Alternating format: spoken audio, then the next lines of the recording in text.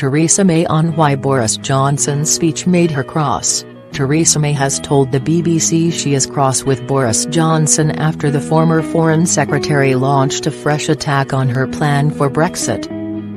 The PM said Mr Johnson, who addressed an audience of more than 1,000 people at the Tory conference, could always be relied upon to put on a good show. But she said parts of his speech about Northern Ireland angered her.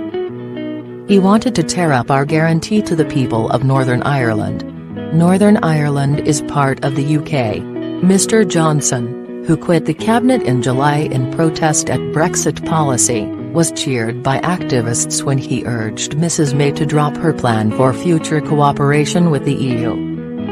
In a speech in Birmingham, he argued her blueprint, called the Chequers Plan, was undemocratic as it kept the UK within the tractor beam of Brussels and was not what people voted for. Urging Mrs May to return to the vision she originally set out in her Lancaster House speech in early 2017, he warned if we get it wrong we will be punished. A flash of polite irritation. The BBC's political editor Laura Quinsberg. The Prime Minister, who is publicly as controlled as they come, revealed a flash of polite irritation telling me that she is cross with the things Boris Johnson has said.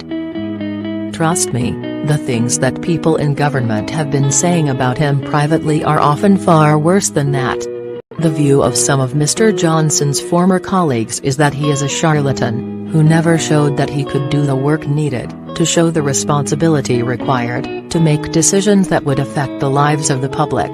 There are numerous anecdotes of how the former Foreign Secretary would make promises he never kept, wouldn't properly focus on the documents, the detail, that came across his desk in one of the highest offices in the land.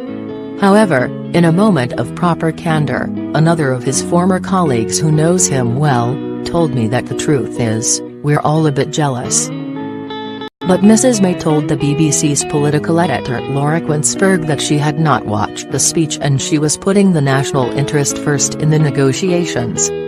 Her plan, she said, was the only one that would minimize disruption to trade while also upholding the UK's territorial integrity and Northern Ireland's constitutional status within the UK. Proposals put forward by the EU and others which did not do that were unacceptable, she said.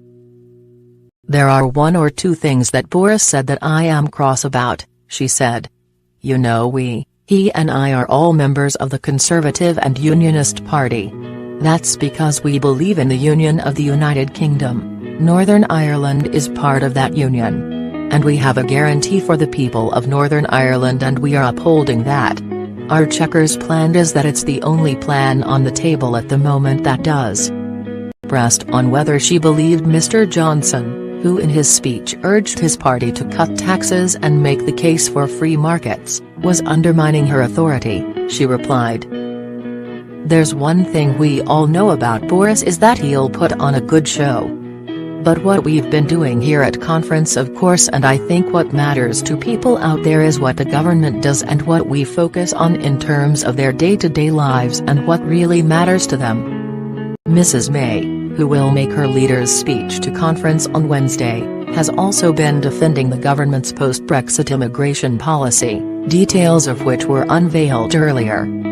It will prioritise high-skilled workers and ensure EU nationals are treated the same as those from the rest of the world.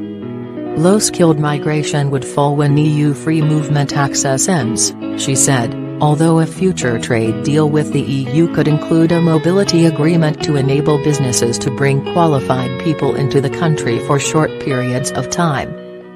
I think people will feel a difference because they will know that for the first time in decades it is the UK government that is deciding who can come into the country, she said. We will be able to decide the basis on which people come to the UK, she said. That hasn't been possible for many years for people coming from the EU. That will change.